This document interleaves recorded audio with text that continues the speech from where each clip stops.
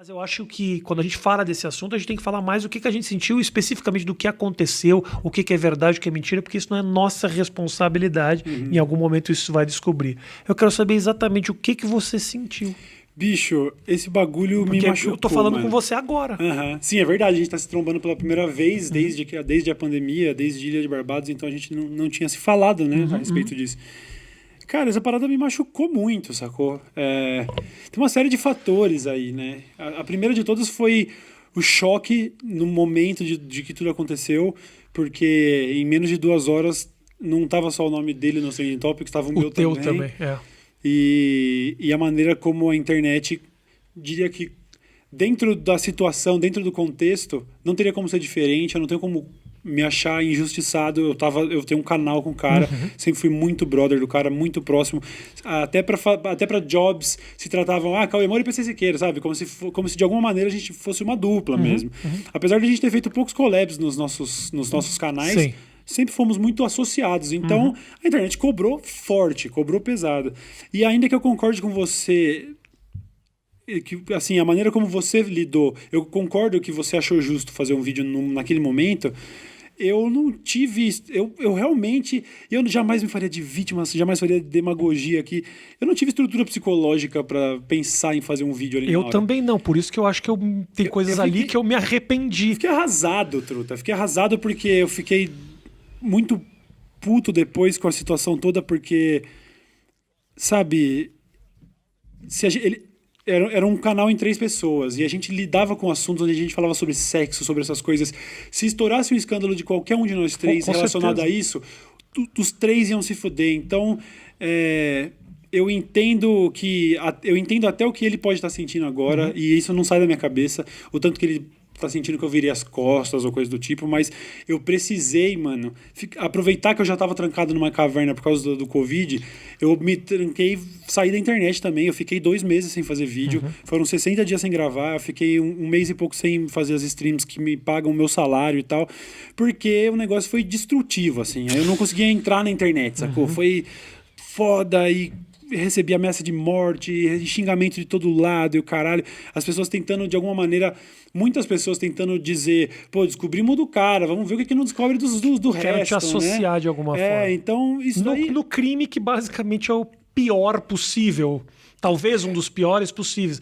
Mas aqueles que, sabe, roubou dinheiro. Você fala, pô, não fiz. Assassinato, a galera passa um pano, é só ver o goleiro assassinato. Bruno. Tem documentário de cara que acabou sendo liberado da cadeia, mas esse tipo de Esse não coisa rola. é um extremo muito grande, né? Então, assim, eu acho importante deixar claro, nada do que a internet fez comigo, com exceção dessas coisas mais extremas como ameaça de morte, nada da cobrança eu acho fora do normal. Eu não me acho injustiçado, eu não acho nada disso.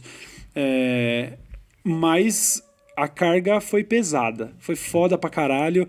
E eu já vinha mal porque eu falei muito sobre a chegada da pandemia no meu canal. Eu fiz uma dúzia de vídeos antes do primeiro caso no Brasil. A galera que me acompanha sabe como eu pilhei nessa história. Então, quando chegou, virou uma vibe horrível. Virou um merdel. Juntou eu fiquei preso em casa com 130 quilos, morrendo de medo de pegar o bagulho e morrer como obeso, sacou? Fiquei contando os quilos ali, vendo meu IMC pra saber quando eu vou deixar de ser obeso pra poder sair na rua, sacou? Faz 2 quilos que eu deixei de ser obeso e eu tô vindo aqui gravar, sacou? Então, isso já tinha sido horrível. E aí, tentando arranjar um jeito de ficar bem ali, gravando meus vídeos de casa que não tava funcionando. Eu voltei aí pro QG gravar com o Bulbasauro agora recentemente, mas... Você tá gravando do estúdio agora, Agora né? eu voltei a gravar do estúdio, mas já tava difícil de trampar, tava angustiante, e aí aconteceu essa porra aí. Aí, nossa, mano. Aí Sim, juntou tudo. Foram momentos depressivos, sacou? Cara, tem uma dessas coisas...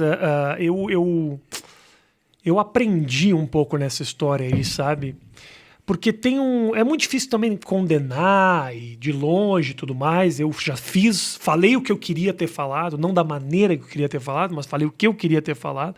Mas tem uma coisa que me fez acordar para muitas outras, que é o seguinte: eu esperava, e falei isso, inclusive, para ele já, eu esperava que tivesse algum pronunciamento que pelo menos não ficasse essa incógnita sobre todo mundo ao redor. E eu acho que rolou um movimento meio egoísta de pensar só em mim, em como que eu vou me livrar desse BO que tá nas minhas costas. Já falei isso pra ele. E eu acho que eu fiz isso em alguns momentos da minha vida também, sabia? E eu parei pra pensar e falei, cara, eu acho que eu já fiz essa cagada. Não tô avaliando o tamanho da cagada, obviamente Claro, nunca fiz nada. dadas as proporções do Eu que já aconteceu, fiz né? algumas cagadas e tomei uma reação meio parecida do tipo assim, porra, eu é que tô me fudendo. Vocês não sabem como eu tô me fudendo. E aí eu, não sabendo lidar com estar me fudendo, acabei, às vezes, contaminando uma galera ao redor.